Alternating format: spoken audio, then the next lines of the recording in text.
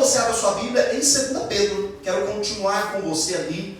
Nossa, pastor, hoje é Santa Ceia. Quer dizer, hoje é a ceia do Senhor.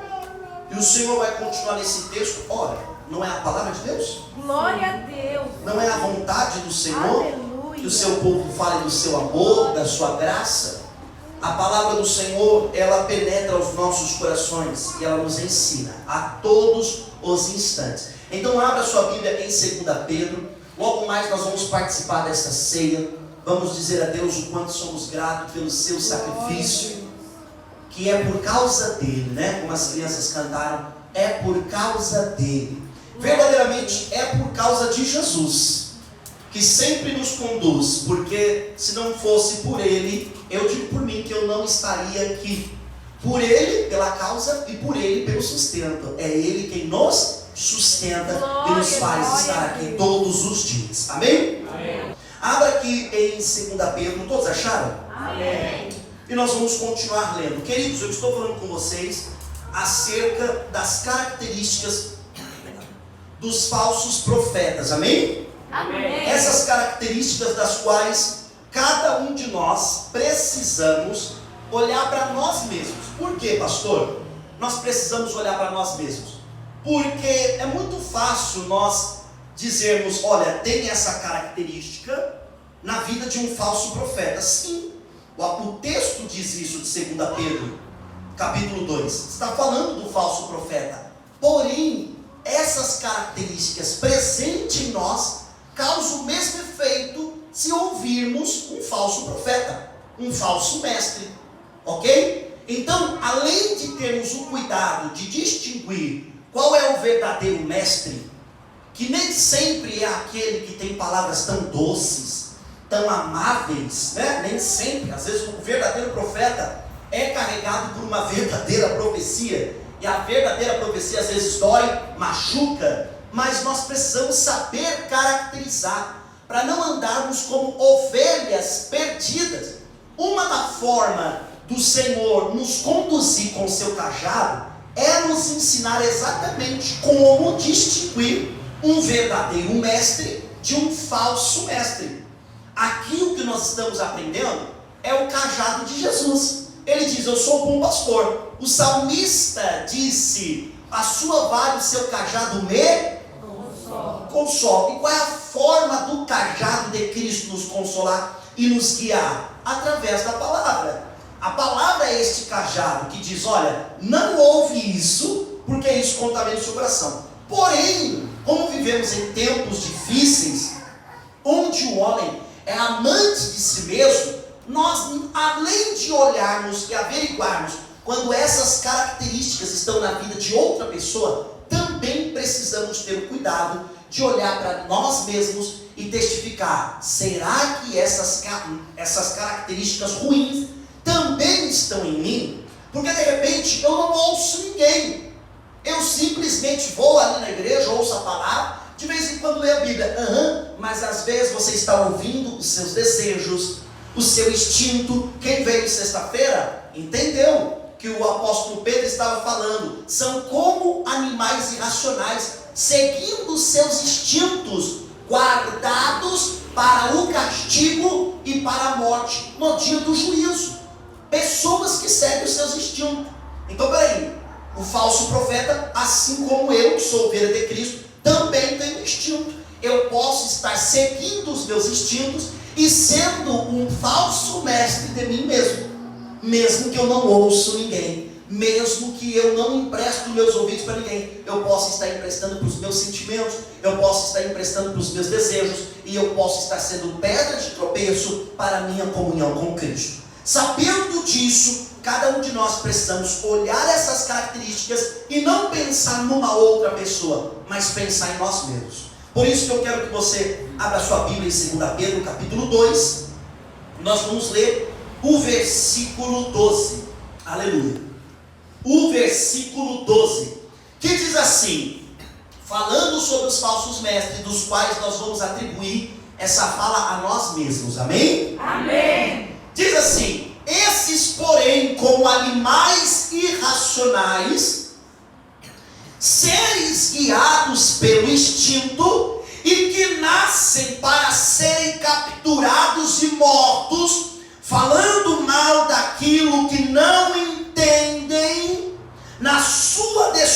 destruição também hão de ser destruídos. Aleluia! Aleluia!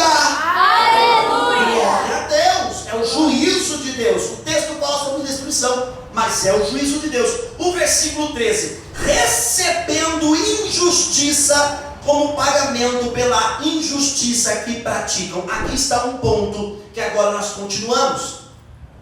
Será que eu e você estamos sendo injustiçados porque o mundo é injusto?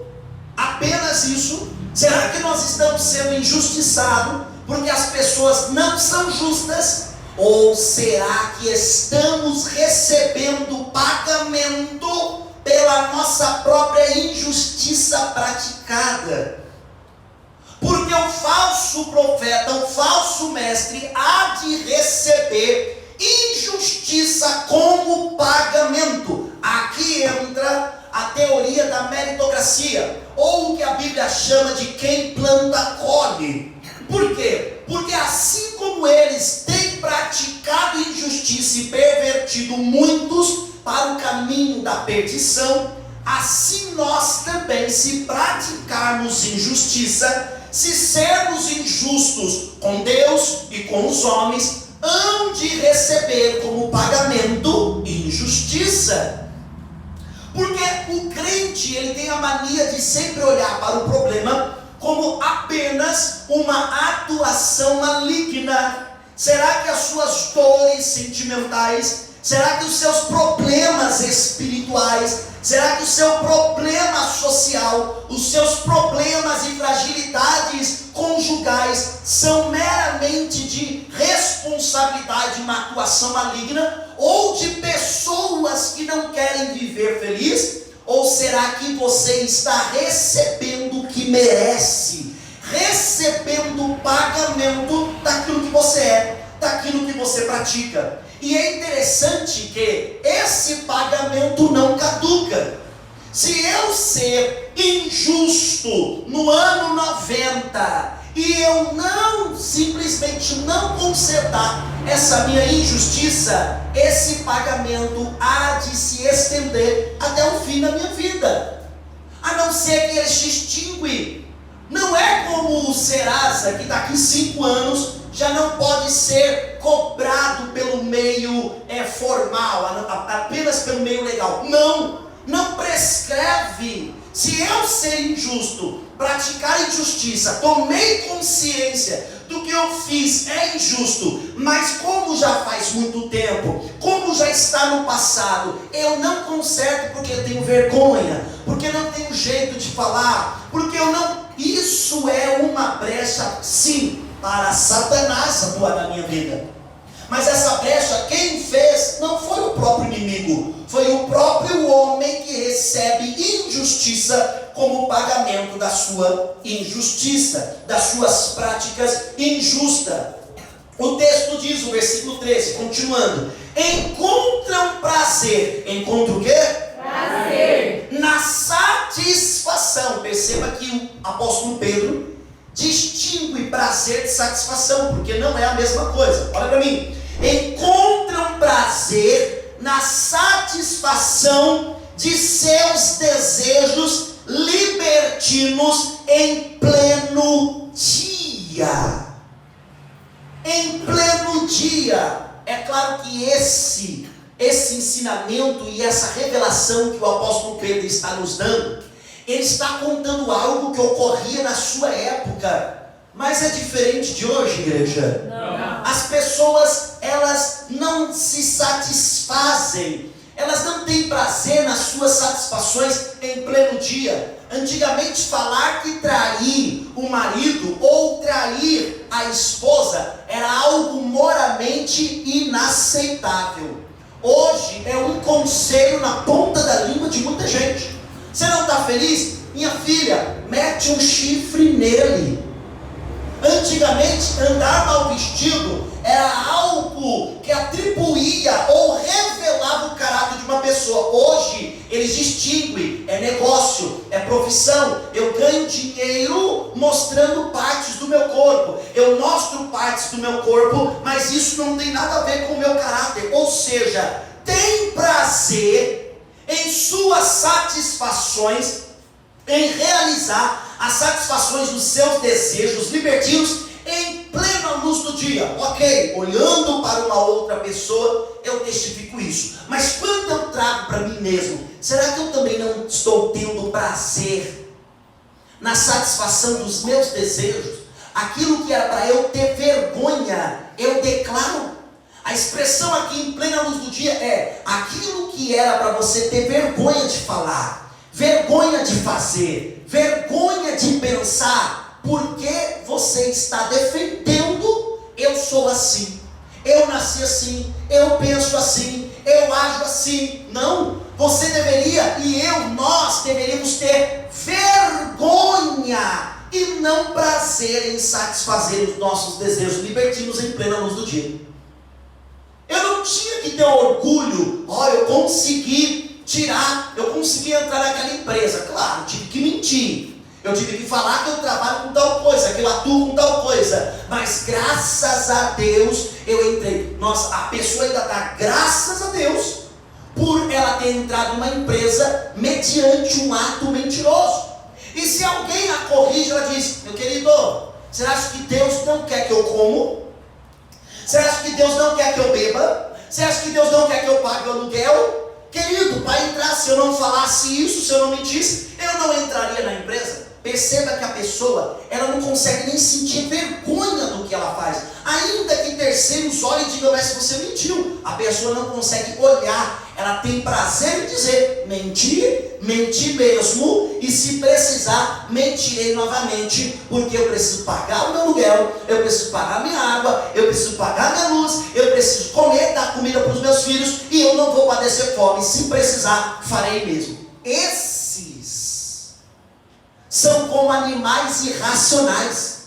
Por que como animais irracionais? Não refletem mais. É como se Deus não fosse poderoso para abrir a porta e colocar a pessoa dentro de um emprego se ela não usasse a mentira. É como se Deus fosse obrigado a permitir que a pessoa minta para entrar, a permitir que a pessoa ela defraude alguma coisa para ter sucesso, que ela faça alguma prática, obra de injustiça para ter um grande negócio, para se dar bem no casamento, para se dar bem entre os amigos, para não passar vergonha. É como se Deus ele aceitasse, ele sancionasse as práticas injustas, porque não tem outro modo de obter aquilo senão pecando. Só que na verdade isso é um ato da irracionalidade. Será que você, analisando a sua vida, será que cada um de nós, olhando para dentro de nós mesmos, não encontraríamos um ato assim? Uma prática onde nós temos prazer na satisfação dos nossos desejos? Quando a gente quer falar alguma coisa que vem aqui dentro, nós queremos falar, mas aquilo que nós queremos falar, nós deveríamos reprimir. E quando nós falamos e soltamos, quando nós fazemos, a gente se sente aliviado. E esse alívio é uma sensação de prazer por aquilo que você fez, mesmo sabendo que aquilo que você fez entristece o Espírito Santo que está dentro de você. A expressão Santa Ceia é uma expressão atribuída pela igreja. A igreja, não a igreja primitiva, a igreja católica. Não é uma expressão bíblica, mas eu sei que a ceia do Senhor é para os santos. A ceia não é santa, mas a ceia é para os santos. E quem é santo, santifique-se mais. Quem é sujo, suja-se mais. O que esperar do imundo? Que ele se acomode com a sua imundície. O que esperar do que é limpo? Que ele valorize o seu estado limpo. Por isso, quem é santo, santifica-se mais. Quem é sujo, suja-se mais. E o versículo 13 ele diz: recebendo injustiça como pagamento pela injustiça que praticam, encontram prazer na satisfação dos seus desejos libertinos em plena luz do dia, como manchas e defeitos encontram satisfação nas suas próprias mentiras, enquanto se banqueteiam com você. vocês. Olhe para a pessoa que está do seu lado e diga assim para ela: eu hoje participarei de um banquete contigo. É interessante porque esses falsos mestres estão vivendo essa vida enquanto participa do partir do pão com vocês. Era isso que Pedro estava falando. Esses falsos mestres estão no meio de vocês. Vocês estão aceitando a cada um deles. Deveria ser extirpado este tipo de o quê? Comportamento. Se a pessoa não quer se livrar desse tipo de comportamento, Jesus diz que tem que considerar como um gentil. Extirpa a pessoa. O que é extirpar? Tira do vosso meio. O apóstolo Paulo, ele diz numa das suas cartas de Coríntios: sai do meio deles. Ele diz em 1 Coríntios capítulo 5, olha, considere essa pessoa como um não irmão. Pelo contrário, nós nos associamos com eles, nós vivemos com eles, nós, muitas das vezes, alguns até fazem assim. Tem uma pessoa que ela faz a coisa errada e a coisa errada acontece quando ela faz. Mas eu não quero fazer. Mas eu apoio ou não falo nada enquanto ela faz a coisa errada, porque no fim eu serei beneficiado. Querido, para você ser preso na lei do Código Penal brasileiro, tu não precisa cometer o crime. Tu pode apenas apoiar o crime. Tu pode apenas dar a ideia do crime. Você pode responder criminalmente pela ideia, ou por ter apenas fornecido a arma, ou por ter apenas contado um plano. E para Deus é a mesma coisa. Não importa se quem está do seu lado é uma pessoa que não valoriza isso. Você tem que ser santo. Pastor, e quando essa pessoa é minha esposa? E quando essa pessoa é o meu marido? E quando essa pessoa é o meu filho? O que eu faço? Querido, a Bíblia diz que a mulher santa santifica quem? E a Bíblia diz que o homem santo santifica quem? A sua esposa. Se a sua santidade não é uma santidade ao ponto que possa trazer misericórdia de Deus para a vida dessa pessoa, então me perdoe, a imundícia dela é mais forte do que a sua santidade, é mais poderosa do que a sua santidade, ao ponto que te contamina. Querido, Jesus não precisou deixar de pisar na terra porque a terra era de pecadores, mas ao pisar na terra, ele foi luz do mundo, e ele foi sal dessa terra, e ele fez o diferencial. No final, ele foi crucificado, mas que ele veio e conseguiu viver sem se contaminar. Ele sentou com pecadores, ele conversou com ladrões, ele se assentou com prostituta, mas em nenhum relato da história Jesus participou de prostituição. Em nenhum relato da história Jesus participou de negócio ilícito. Jesus participou de roubo. Em nenhum relato da história Jesus roubou, deturpou, mentiu para alguém. Pelo contrário, ele permaneceu santo, mostrando para cada um de nós que é possível, se nós tivermos o Espírito do Pai, é possível vivermos nessa terra. Eu posso até ser casado com uma ímpia, eu posso ser casado com um ímpio, mas a minha santidade fará com que a misericórdia de Deus se derrame mais e mais sobre a vida dele. E ele, ao tempo certo, porque o caminho do injusto é destruição. Não importa o quanto o injusto ele se beneficia, no final é destruição. O caminho do injusto ou é destruição ou a Bíblia é uma mentira. E aí? A Bíblia é uma mentira, igreja? Não. Ou é destruição ou a palavra de Deus não é verdadeira. Porque a palavra de Deus diz: o caminho dos tolos, o caminho do ímpio perecerá. Ah, mas parece, pastor, que aqueles que fazem coisa errada, aqueles que mentem, aqueles que defraudem, aqueles que são violentos, aqueles que xingam, aqueles que são barraqueiros, aqueles que parece. Não. Parece. Porque ainda que a pessoa tenha benefícios terrestres, o que adianta ganhar o mundo inteiro? E perder a sua alma. Perder a sua alma. Ele perecerá. Mas aqui ele diz, o 14: Eles têm olhos cheios de adultério. Olha para o irmão que está do seu lado e fala para ele: ainda bem que não é o seu caso. Ainda bem que não é o seu caso. Não é. Olha, não é o seu caso. Por quê, pastor? Porque eu não tenho os olhos cheios de adultério. Louvado seja o nome de quem? Do Senhor. Mas isso é uma verdade? É uma verdade? Cada um pode responder por si mesmo e não precisa responder aqui. É a sua consciência que tem que testificar e o Espírito com você. Porque alguns pensam que adultério é você levar uma outra pessoa que não é seu marido, que não é sua esposa, para a cama e praticar coito com ela ou com ele. Não, adultério é isso. Por que os olhos dele são cheios de adultério? Porque você adultera no olhar. Olha para o irmão que está do seu lado e pergunte assim para ele: ainda bem que seus olhos são santos, né? Ainda bem que seus olhos são santos, né? Aleluia! Por que, pastor? Porque os seus olhos não olham para ninguém de forma maliciosa. E não importa o tamanho do seu problema. E não importa o quanto você está sofrendo no amor. Você pode sofrer no amor, mas o sofrimento no amor não é precedente para você adulterar com os olhares.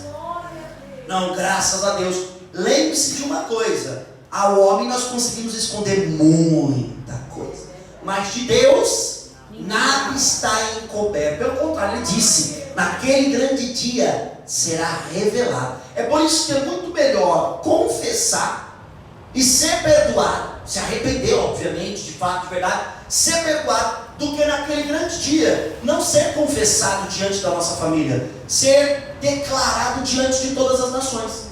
É melhor uma vergonha momentânea agora do que uma vergonha eterna.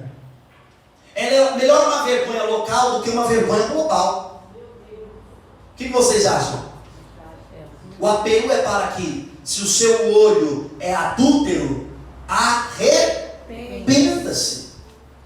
Eu não culpo ninguém aqui. Se há alguém aqui no nosso meio que tem olho adúltero, só Deus sabe tudo. E eu não te culpo, não te acuso, não aponto o dedo. Por quê, pastor? Porque o seu olho é adúltero? Não. Eu não te acuso, não te aponto o dedo, porque eu não fui chamado para apontar o dedo e acusar ninguém. Mas eu aconselho: arrependa-te. Ah, pastor, não é fácil. Claro que é fácil. Tenha intimidade com o Espírito Santo. Seja cheio do Espírito. Foi louvado aqui Isaías capítulo 6. Quem percebeu? Amém. Foi o louvor de quem? Foi o louvor do Elohim, sim ou não? Isaías capítulo 6. Quem percebeu que o louvor é o livro de Isaías capítulo 6 todinho? Amém. Capítulo 6 todinho não, é uma boa parte. Glória a Deus. Por quê? Estou diante daquele que os querubins chamam de santo, mas eu sou impuro. Eis-me aqui, eis-me aqui, eis-me aqui, purifica-me. Opa! Querido, nós temos a oportunidade de dizer: Senhor, eis-me aqui, mas eu ainda posso ir um pouco mais além? Posso, igreja? Sim. Antes de dizer eis-me aqui, diga para ele: me leva a ter intimidade contigo. Glória a Deus. Porque se eu focar apenas em ser usado, eu serei tratado como uma prostituta. Mas quando eu tenho intimidade, eu sou noiva. Você pode, uma pessoa, um cidadão, ele pode ter um caso amoroso com uma mulher, e essa mulher gerar frutos, sim ou não? Sim. Mas ele pode não ter intimidade com ela, uma vida de intimidade. Então não são todos os casos que geram frutos que são casos de intimidade. Apenas a pessoa está sendo usada. Há muita igreja por aí que dá fruto, que está sendo meramente usada. Por quê? Porque seja por inveja ou não, o apóstolo Paulo diz, o importante é que o nome de Cristo está sendo proclamado. Quando falaram para Paulo: olha, esses estão pregando, ele falou: por inveja ou sem inveja, o importante é o nome de Cristo está sendo anunciado. Agora entenda uma coisa: Jesus está sendo anunciado, pode até estar dando certos frutos, mas eu digo ainda para você: não adianta ganhar o mundo inteiro. Às vezes tem muitos pregadores que vão levar milhões e milhões de pessoas para Cristo, e eles naquele grande dia vão perder suas próprias almas. Por quê? Porque foram usados, mas não tinham intimidade. Entenda uma coisa: eu sou servo, mas Jesus pegou na minha mão e me disse: eu te colocarei na minha mesa e te chamarei de meu filho. Um filho tem intimidade, uma noiva tem intimidade. Uma noiva serve, mas antes ela tem intimidade. Um filho serve o seu pai, mas antes ele tem intimidade. Um escravo, meramente escravo, não.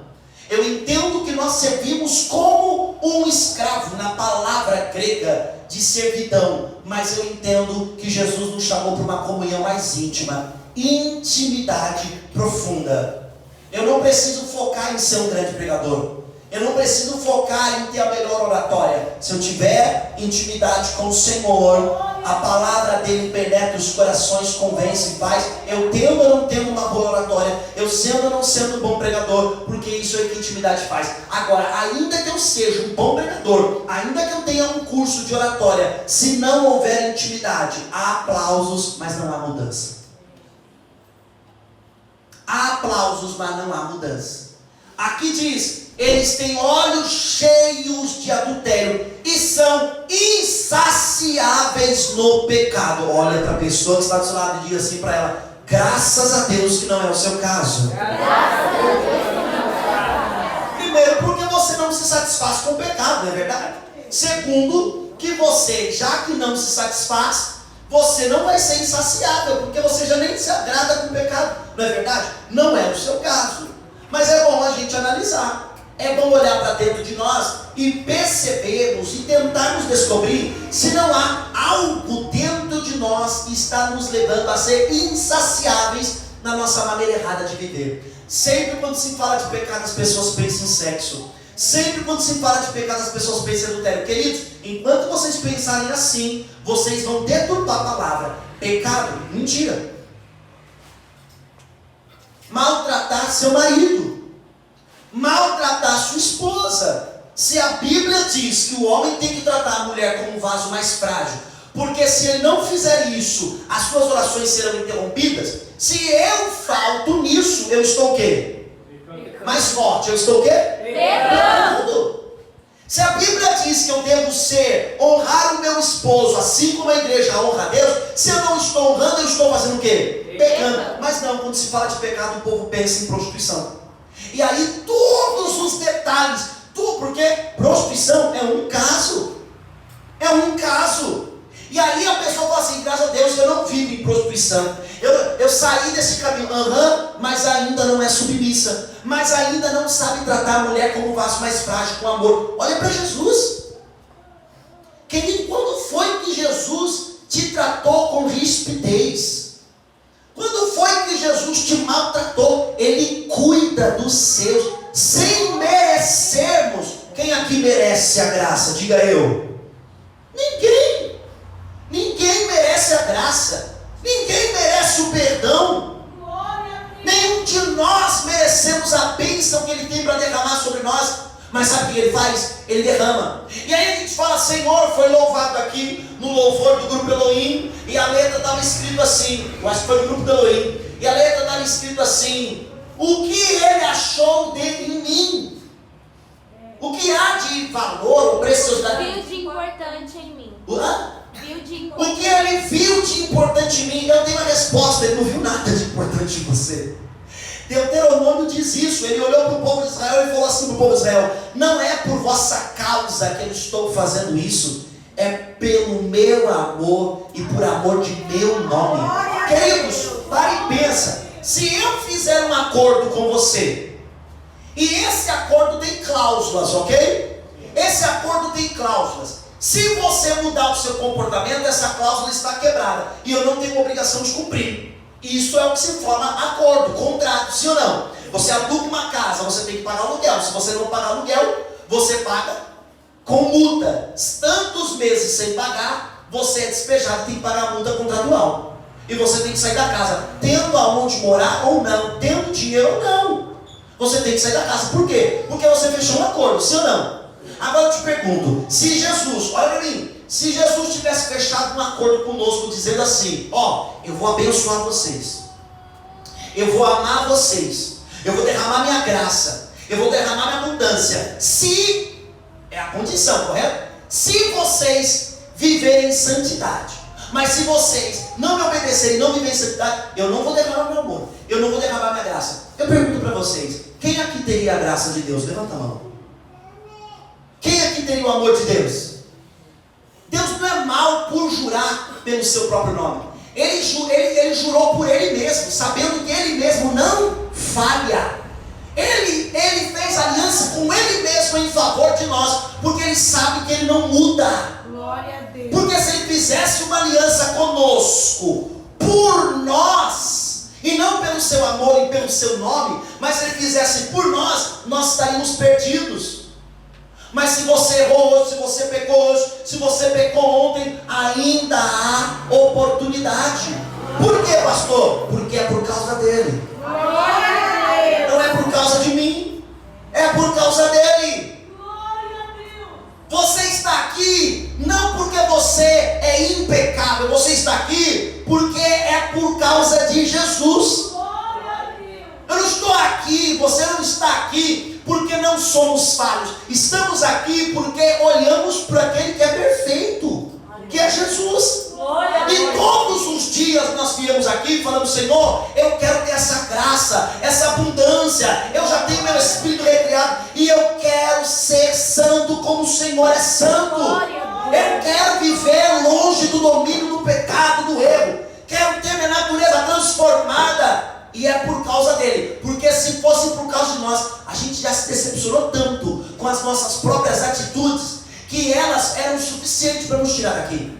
As nossas decepções conosco mesmo, com o nosso próprio erro, eram suficientes, são suficientes para nos tirar daqui, para não estarmos aqui.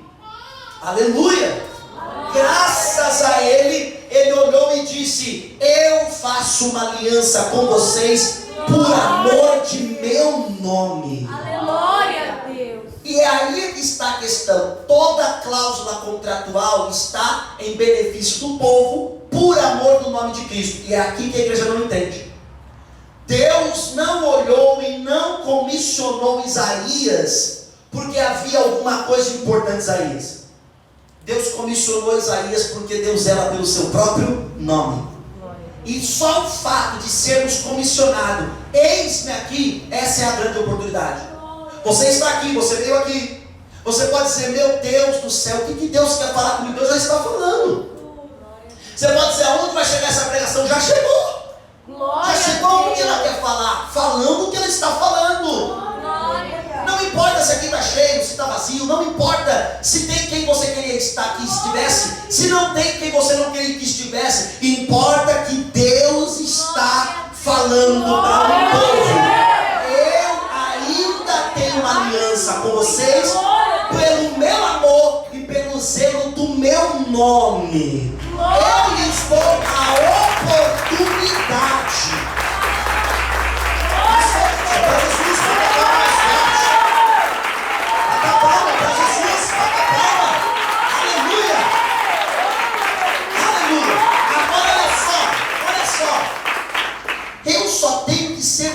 por essa oportunidade.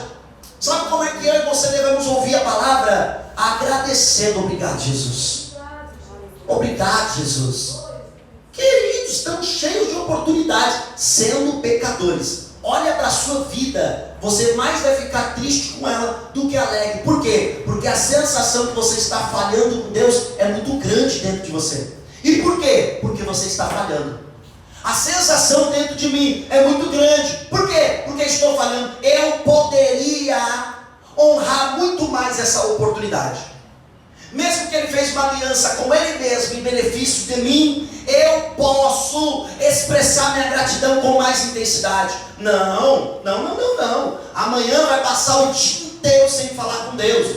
Amanhã vai passar o dia inteiro sem meditar na palavra. A boca não se cansa de dar desculpa porque que não consegue ler Bíblia. A boca não se cansa de dar desculpa porque que não consegue orar. Não, arrumar uma casa, fazer uma comida, trabalhar fora, trazer comida para casa é muito difícil ao ponto que toma toda a sua vida. Querido, se não fosse a misericórdia de Deus, Ah, pastor, graças a Deus a misericórdia dele. Só que toma cuidado. Não deis motivo da graça para dar causa ao pecado. Tome cuidado. Ele é misericordioso, mas a mesma mão que acaricia com amor é a mesma mão que segura a espada com justiça. Lembre-se disso. Deus é misericordioso, mas não é bobo. Deus é misericordioso, mas ainda sonda os corações. E tem gente que não é que não consegue, já está dando desculpa e fingindo que é uma verdade. Não, nenhum de nós aqui, começando de mim até o último da porta, temos essa oportunidade de dar desculpa. Se não faz sentido o evangelho, faz, igreja? Não. Faz sentido? A sua casa é tão bagunçada assim que nunca está organizada? A sua vida é tão corrida? É tão corrida que você não consegue orar? Será que dentro do ônibus você não consegue fechar seus olhos e concentrar sua mente? Será que você não consegue acordar 30 minutinhos antes de trabalhar? Dobrar os seus joelhos e orar? Será que você precisa tanto do sono assim? Porque o dono das Casas Bahia dormia poucas horas por dia e conseguiu levantar um império. O Silvio Santos dorme poucas horas do dia e consegue levantar um império. Trabalhou até os 92 anos. Mas o crente não consegue acordar 30 minutos antes dele trabalhar para falar com o seu Deus que é todo poderoso. Sabe por quê? Porque ele está muito cansado. Ainda bem que é por causa dele. Mas tome cuidado. Não deis motivo ao pecado usando como subterfúgio a graça. Ai, porque Deus é amoroso e é por causa dele. E aí continua no erro. Se você está com seu coração, sabe que Deus está falando com você, se arrependa. Porque a palavra faz isso mesmo, incomoda. A palavra não é um entretenimento para nós, igreja. A palavra não é um entretenimento. E o pastor Benjamin nunca esteve preocupado se vai ter glória, se vai ter palmas ou não. Eu não estou preocupado com isso. Você está preocupado com o quê? Eu estou preocupado com resultados. Enquanto não tiver resultados, se ele vai usar de forma eloquente, se ele vai exortar, se ele vai animar, se ele vai repreender, eu quero é que a seara de Cristo dê fruto. Eu estou preocupado com a minha função. Atalaia, avise do perigo. O povo ouvindo ou não, gostando ou não, avise do perigo. Mas como eu conheço vocês e sei que vocês têm o mesmo ideal, porque todos querem Deus, eu acredito que todos estão com o coração aberto para receber essa palavra. Não fica preocupado se vai ter muito glória, se o pastor vai pular, se vai ter um mover. Querido, Deus não precisa de mover para falar não.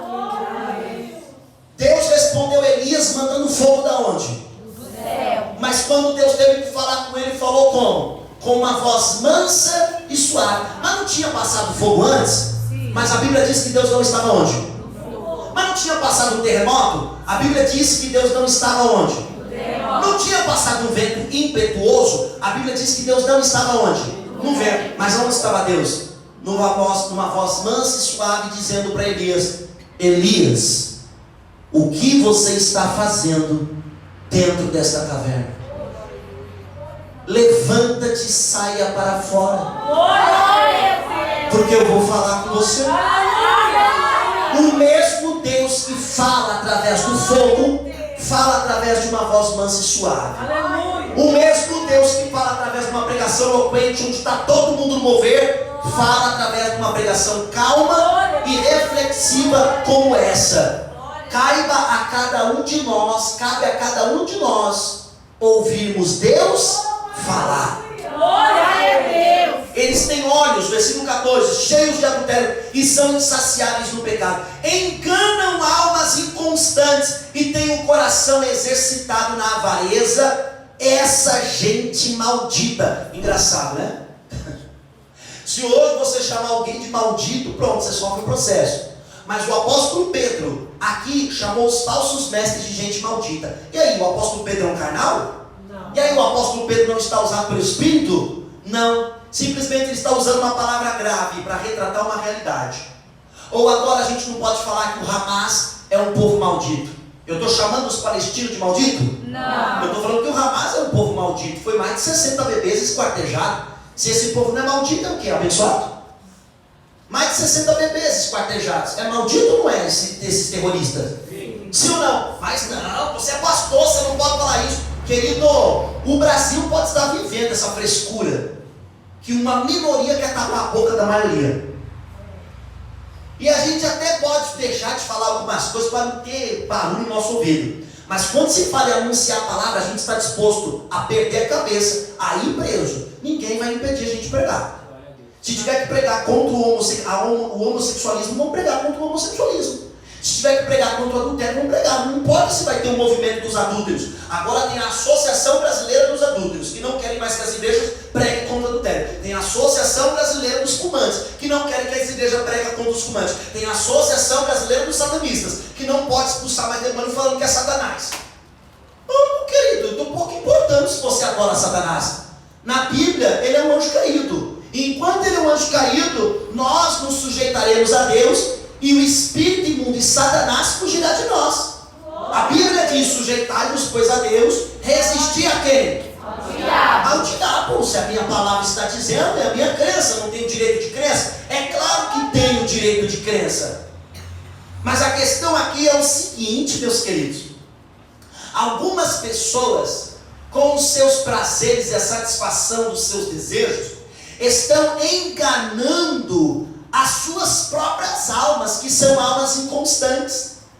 Entenda uma coisa, sabe como é que você engana a sua alma? Quem aqui participou do jejum, diga amém. Amém. Quem ouviu aquele estudo sobre espírito, alma e corpo, diga amém. Amém. Então você vai entender o que eu estou falando. Sabe como é que você engana a sua alma? Quando você usa dos seus 5 sentidos para consumir aquilo que não agrada a Deus. É por isso que há inconstância no seu coração. É por isso que a avareza, sabe como que a avareza é alimentada? Quando você fica olhando a riqueza do ímpio. E a riqueza do santo também. Ah, mas é que eu estou olhando, você viu a casa da Lili Barros? Ah, mas você viu a casa, querido, louvado seja o nome do Senhor pela vida da Lili Barros. E louvado seja o nome do Senhor pela vida da Jojo Todinho. Pronto, acabou. Elas trabalharam e estão aonde estão. Cada um que trabalhar, planejar, que desenvolver um talento, que sabe estudar e traçar. Você vai chegar lá, pronto, acabou. A fórmula é trabalho e sabedoria. A forma é trabalho e sabedoria. Talento você cria. Aí eu não toco violão, não canto. Vai entrar numa aula, você vai cantar. Acabou, é técnica. Não é, você não nasce com aquilo, é técnica. Acabou, entra numa aula, você toca. Pronto, quer ficar famoso, quer ganhar dinheiro? Você vai trabalhar e ganhar dinheiro. Agora, sabe qual é o problema? Olhando para a vida de quem tem, seja santo ou ímpio, você está alimentando a avareza no seu coração. Por isso que a sua alma fica inconstante. Porque você olha para a sua realidade. Querido, a Aline Barros teve a realidade dela. E hoje a realidade dela é outra. A Jojo Todinho teve a realidade dela. E a realidade dela agora é outra. Você está tendo a sua realidade. Trabalha para que a sua realidade seja outra.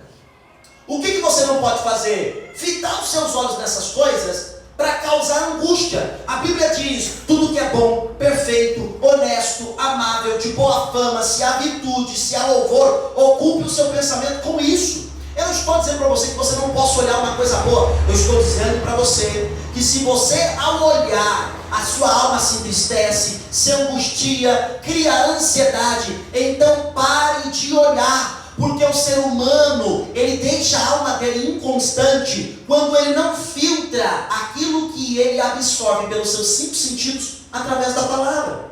Você está vendo e ouvindo. Você está vendo e ouvindo. Já falei para vocês, tem certas músicas que você tem que cantar no dia que verdadeiramente você estiver angustiado e triste. No dia que você está alegre, não ouça elas. Por quê? Porque elas foram escritas por uma alma que estava no momento angustiada e triste. Se você ouvir, você vai nutrir angústia e tristeza. Ah, mas é louvor, pastor. Mas vai nutrir. A Bíblia diz: quem está triste, ore. Quem está alegre, cante louvores. Por que eu vou deixar de ignorar os princípios bíblicos? Eu estou alegre, querido, vou nutrir com o meu olho, com o meu ouvido, com a minha boca, com o meu nariz, com o meu corpo. Eu vou nutrir aquilo que enaltece, ou melhor, que mantém essa alegria que Deus me deu. Até o ímpio que está no mundo diz: não é bom andar com pessoas tóxicas ao seu lado. Até o ímpio entende: eu não posso ficar andando do lado de pessoas que só reclamam. Até o povo que não é crente entende isso. e aí os cristãos ficam nutrindo para eles mesmos coisas que apenas alimentam a avareza. Queridos, há momento que nós temos que selecionar o que a gente consome, porque a nossa alma está ficando inconstante. A alma de muitas pessoas está ficando inconstante. Sabe por que muitas pessoas, ao invés delas confiar no Senhor, elas preferem arrumar um momento extra do trabalho? Sabe por que muitos, ao invés de confiar no Senhor, preferem confiar no dinheiro? Porque eles consomem o discurso que o dinheiro é a solução para tudo. Não é não. Se tem alguém aqui sofrendo no casamento, me diga aonde você tivesse, se você tivesse dinheiro, o que mudaria? Se a tua mulher não te respeita, não é com dinheiro que ela vai aprender a te respeitar. Se o teu marido não cuida de você, não é com dinheiro que ele vai aprender a cuidar. Se o teu filho não te ama, não é dando presente que ele vai passar a te amar.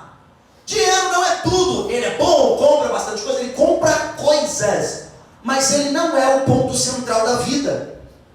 Porque você vai para o norte, você vai para o interior, tem um senhorzinho lá, que está no meio do nada, aonde não tem água encanada, aonde não tem luz, ele está numa casinha térrea, porque não é um sobrado, a casinha dele, o teto é uma telhazinha, ele ainda usa a luz de lampião, ele ainda come quando sai para o lado para pescar, e está repletamente feliz, está há 50 anos casado. Aí vem um povo de São Paulo, tem dinheiro, tem McDonald's, tem shopping, tem passeio, tem praia, tem viagem, tem carro, tem Netflix, tem televisão, tem celular de última geração, tem tudo, e não consegue viver um ano casado.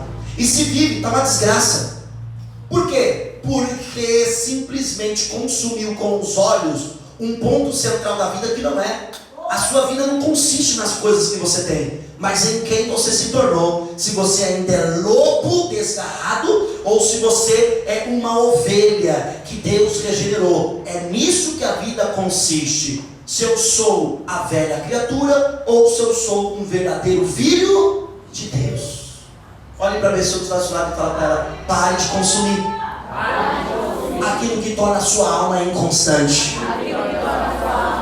O 14, eles têm olhos cheios de adultério e são insaciáveis no pecado, enganam almas inconstantes e têm o coração exercitado na onde? Na avareza. Essa gente maldita, tendo abandonado o reto caminho. Oh, pronto. Fala para a pessoa que está do seu lado: um falso mestre, um dia esteve no certo caminho, no reto caminho. Agora você vai perguntar para essa mesma pessoa: e você? Ainda está no reto caminho? Diga para ela assim: eu estou. Responda para ela assim: será? O que prova se eu estou no reto caminho? Todos num só coral, porque a resposta está na ponta da língua de todos. E eu fico feliz quando eu faço uma pergunta tão fácil. Porque é muito fácil, eu fico tão feliz. Eu acho que eu não vou nem fazer essa pergunta. Eu fico tão feliz porque é muito fácil. É mais fácil eu perguntar para o Davi, para a Cecília, que tem 3 anos, qual é a prova de quem está no reto caminho? As ações. Gustavo? As ações. Mais alto. As ações. As suas ações. Troca a palavra ações pelas suas obras. Fala. As suas obras. Ponto. Todo mundo junto. As suas obras. É o que prova se você está no reto caminho. Não, pastor, eu sei que eu estou. Não, você fala que está. A prova cabal são as suas ações. Como está? J Neto, né? É J Neto, né? Sim. Isso, é aquele que canta igual o Roberto Carlos, né? Como está seu coração? Não é o que J Neto fala? Como está seu coração? Como estão as suas obras? Como estão as minhas obras? Como estão os meus pensamentos? Como está o meu coração? Será que ele perdoa? Será que ele suporta? Ou eu já estou assim, ó, já estou de saco cheio. Está de saco cheio? E lá crente tem saco para ficar de saco cheio? Porque eu pensei que o crente tudo suporta, tudo crê, tudo espera, tudo sofre. Ou não? Ah não, eu acho que estou errado na igreja. Não, eu devo estar errado, eu estou errado, não estou? Não. Por que eu não estou? Porque a palavra em 1 Coríntios capítulo 13 diz Olha, o capítulo 12 termina assim dizendo: busque o maior dom, que é o dom da profecia. Correto? Todos os dons são importantes, mas o maior é o da... Pode dizer, o maior é o da profecia. Aí quando ele entra no capítulo 13, desculpa, o final do versículo do capítulo 12, ele diz assim: mas eu ainda, o apóstolo Paulo disse, eu ainda lhe mostrarei um caminho mais excelente. Peraí, o maior dom é o dom da profecia. Então louvado seja o Senhor se você é profeta de Deus. Mas não se gabe, porque se não tiver amor, se não tivesse amor, de nada valeria. Se não tivesse amor, eu só sei até aqui, o resto da música não sei. Se não tiver amor, de nada vale.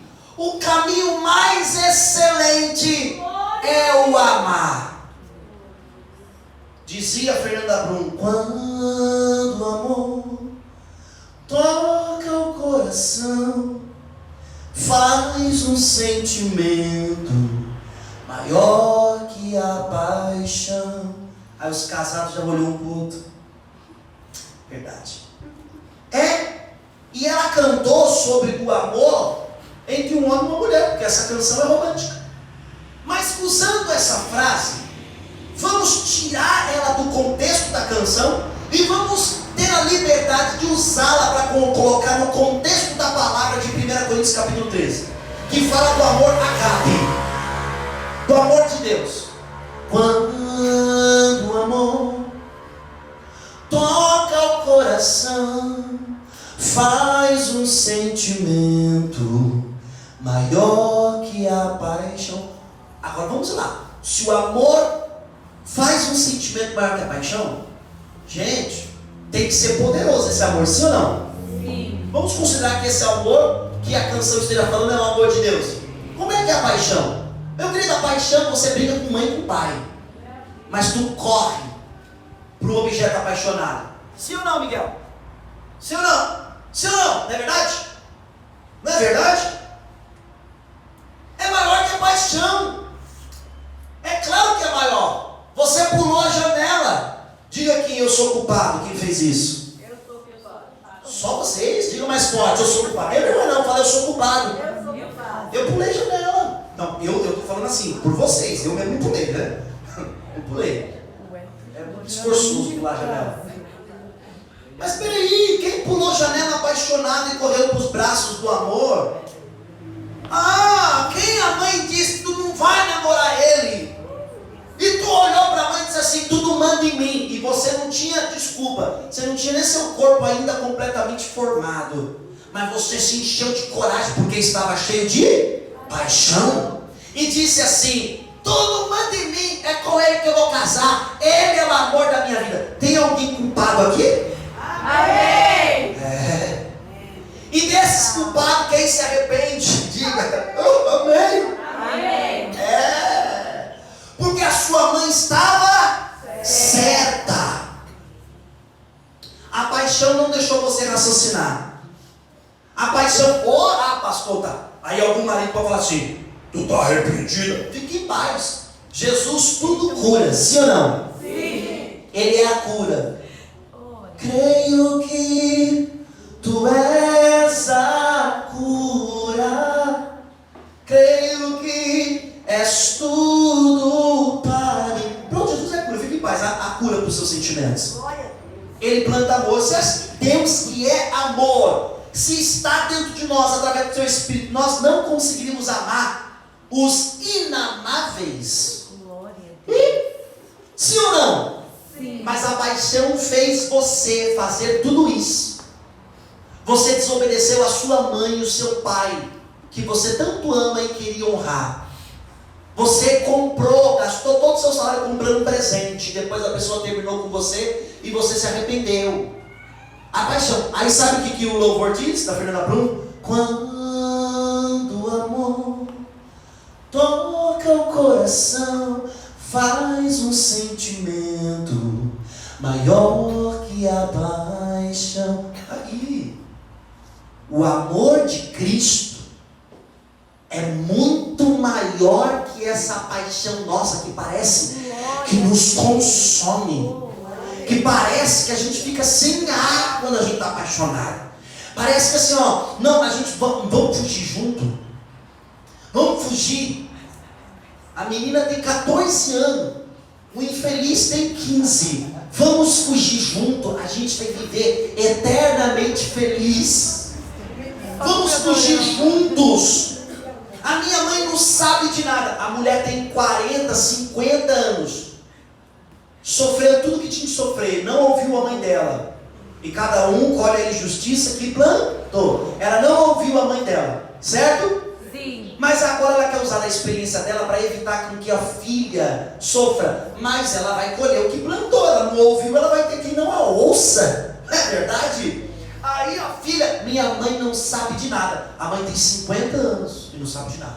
O meu pai não sabe de nada, é um careta. O pai tem 55 anos e não sabe de nada. Só ela com 14 sabe.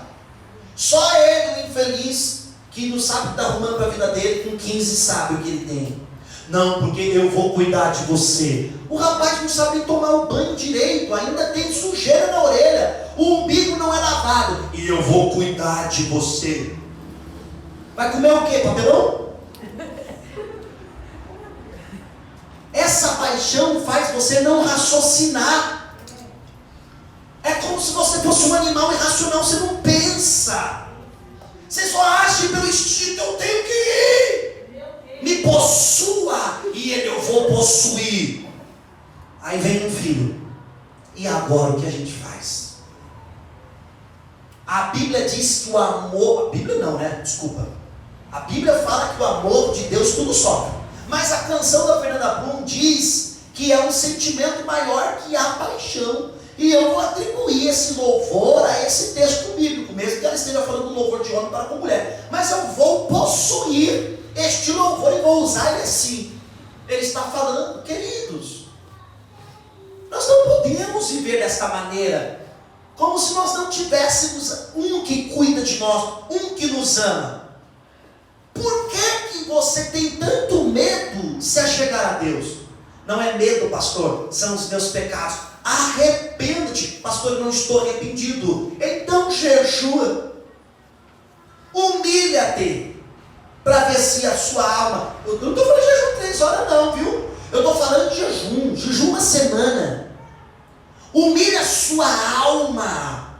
Aflige a sua alma. Abata o teu corpo para ver se dentro de você não move. E daqui a pouco você está, Senhor, quem eu sou, me perdoa. Aí o Espírito vem.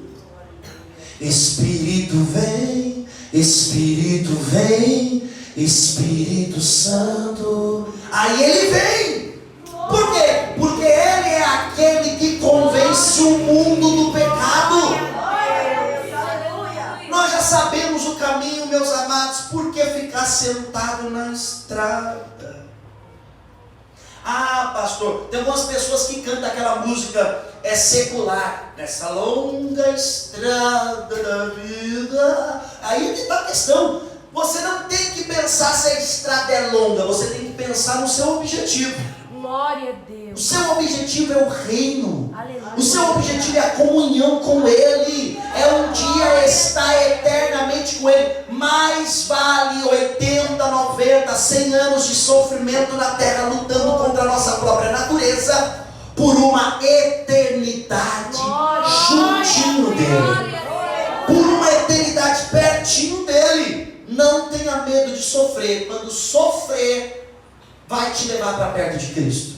Tenha medo de sofrer, porque o sofrimento é consequência dos seus pecados. Aí você tenha medo, não peque. E para terminar aqui, o versículo 14: tem olhos cheios de adultério, são insaciáveis no pecado, enganam almas inconstantes que têm o coração exercitado na avareza. Essa gente maldita, tendo abandonado o reto caminho, desviaram-se e seguiram pelo caminho de Balaão, filho de Beor, que amou o pagamento pela injustiça. justiça. Opa, olha para a pessoa do outro lado e fala assim: tome cuidado, para que você não seja a pessoa que não mede consequências, mesmo que elas sejam injustas, para alcançar seus objetivos. Senão você será tido, fala para ela, como filho de Balaão. Por que Balaão, pastor? Porque ele recebeu, por uma grande quantidade de dinheiro e tesouros, ele preferiu amaldiçoar Israel, fazer aquilo que Deus não queria. E há muitas pessoas que fazem isso pelo seu benefício próprio. Graças a Deus que eu não recebo nada com dinheiro. A sua felicidade não está sendo uma moeda de troca? Pela sua felicidade você faz besteira.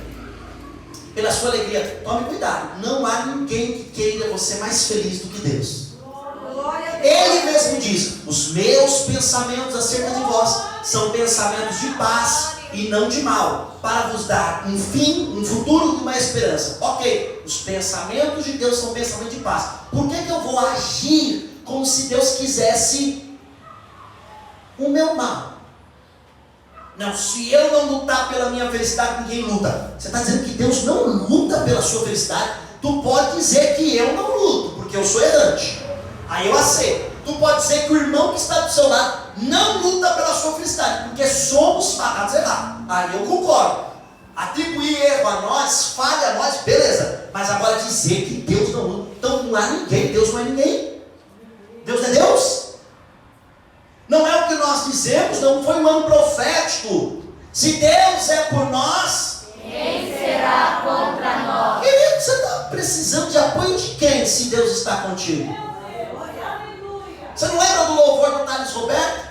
Que ele estava na Bahia e ele falou assim, ele estava na casa de um colega, falaram para ele: você não pode andar depois das 10 da noite nessa estrada, porque é perigosa, é muito perigosa. Rapaz, se você andar, é capaz de você perder a vida.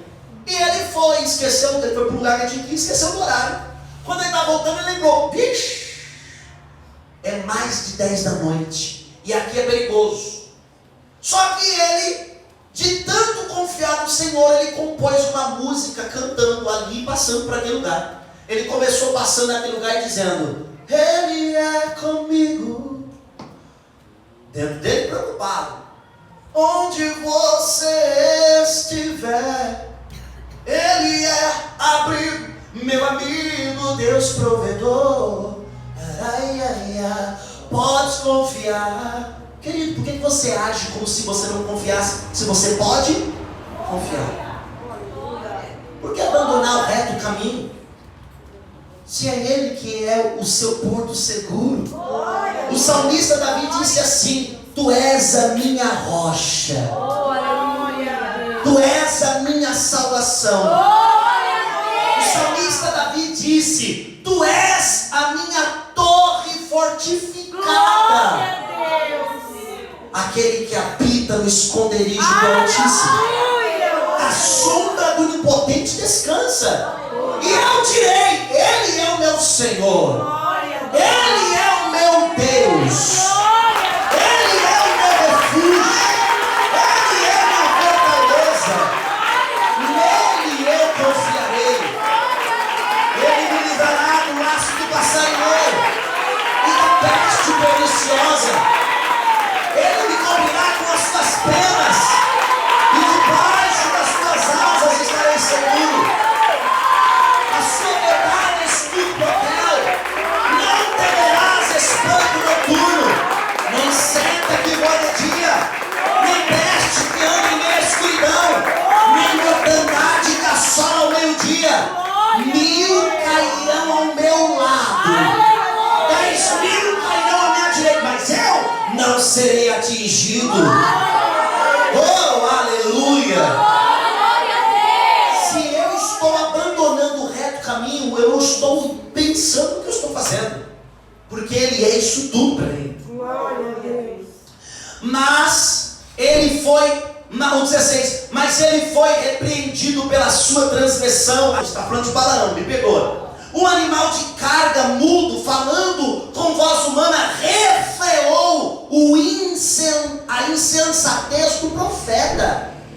Querido, Deus usa o pastor, Deus usa alguém, a palavra, ele vai ter que usar o quê? O seu cachorro e o seu gato, para você crer que ele está falando?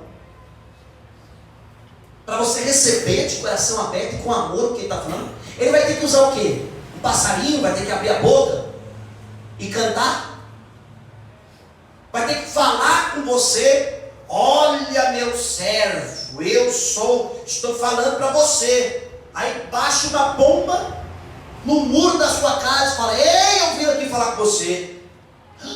É Deus porque é a pomba falando. Aí é que está a jogada. Quando Jesus conta a parábola do Lázaro e do homem rico, o homem rico vai para o inferno. E o inferno é tão difícil que o homem rico quer voltar para sua casa para avisar a sua família. Aí Abraão fala para o homem rico: se eles não ouvirem os profetas e a lei, não é você que eles vão ouvir.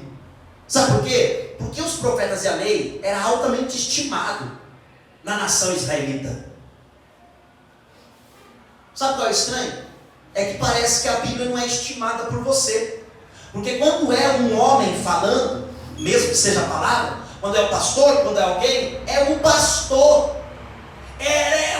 O pastor ele quer assim, o pastor ele quer as coisas dele. É o pastor, seu coração pensa nisso. Mas aí é que está. Naquele grande dia, alguns vão dizer: mas meu Deus, então você não estimou aquele que prega o Evangelho, e muito menos estimou o Evangelho de Cristo. Deus precisa anunciar o que ele tem que anunciar de forma sobrenatural.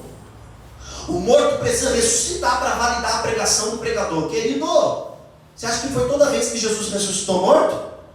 Quando Jesus entrou na sinagoga, ele pregou e não teve uma cura. Teve momentos que ele sentou e ele falou. A grande pregação de Cristo no Monte das Oliveiras foi uma enorme pregação, e ele só falando. Nem sempre vai ter que ter uma obra sobrenatural para testificar a pregação. O que testifica a pregação para nós hoje? A palavra. Medite na palavra e testifique se é ou não Deus falando contigo. Mas eu não posso ser como Balaão. Deus teve que usar uma mula, e Deus usou. E Balaão, pastor, mesmo assim não obedeceu. Por quê? Porque a mula era menos animal que ele. Pelo menos a mula se prestou a servir, foi usada. Não tinha intimidade, mas foi usada. A Balaão não, nem tinha intimidade e também nem foi usada. Por quê? Porque se comportou como um animal irracional. Esses tais são fontes sem água, névoas levadas pela tempestade, para os quais está reservada a mais profunda escuridão. Olhe para você e diga: será que eu estou vivendo isso, tendo essas características? Porque eu não quero que esteja reservado para mim a mais profunda escuridão. Levanta-te dentre os mortos, sacode essa poeira do corpo, arrependa-te. Deus ainda tem arrependimento e perdão. Se você colocar no seu coração: vou me levantar, eu hoje me levanto. Parece que é você com as suas forças sozinho, mas dá o primeiro passo. Pise no primeiro degrau para ver se o Espírito Santo não toma você pela mão dele e não te guia. Só dê o primeiro passo.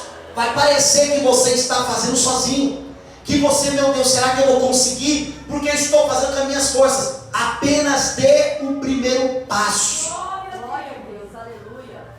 E aí você verá se ele não toma você pelas mãos dele e te guia para uma comunhão com o Senhor. Aí você vai perceber: meu Deus, o que está acontecendo é sobrenatural, porque eu não sou capaz disso, eu não consigo, sabe? Dobrei o joelho, comecei a orar sem tempo a terminar, orei 4 horas, nem vi o tempo passar. O Senhor foi glorioso, eu falei em línguas, o Senhor me batizou, o Senhor me renovou, me deu um novo coração, eu estou sentindo vontade de ler a Bíblia. E olha, pastor, que eu nunca senti essa vontade. Nossa, é algo, mas você precisa dar o primeiro passo. Amém? Você já viu a novidade que o Podbem preparou para você? Agora, além do YouTube, Instagram e outras plataformas, também estamos no site. O Podbem tem o site no ar, onde você pode estar acessando e usufruindo de todo o conteúdo disponibilizado no site. No seu aparelho celular, ao clicar no canto superior, você acessa o menu. Ali você terá o propósito, vídeos e séries, você terá citações cristãs, você terá estudos e comentários, o Fale com a Nossa Equipe. Através do site, você também, no canto inferior, tem o botão de WhatsApp, aonde você clica no botão e é direcionado para o seu WhatsApp. E você pode estar falando diretamente com o Podbem. Ou seja, não deixe de usufruir este conteúdo. Pelo contrário, acesse podbem.com.br e usufrua desta novidade para você.